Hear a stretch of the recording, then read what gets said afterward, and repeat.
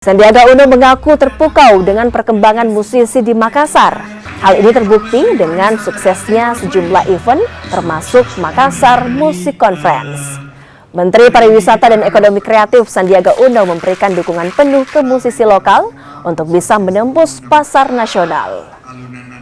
Apalagi Kementerian Pariwisata dan Ekonomi Kreatif juga telah membuat sejumlah terobosan untuk mendukung hal tersebut dengan menerbitkan aturan digitalisasi perizinan konser.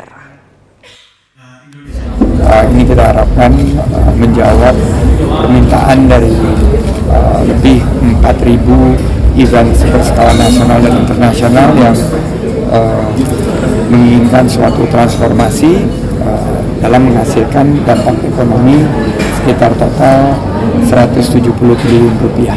Itu yang kita harapkan dengan hadirnya kebijakan ini akan lebih memfasilitasi peluang usaha dan lapangan kerja bagi subsektor musik dan subsektor lainnya dan dapat ditangkap langsung oleh Makassar dan Pulau. Terima kasih Pak Juang.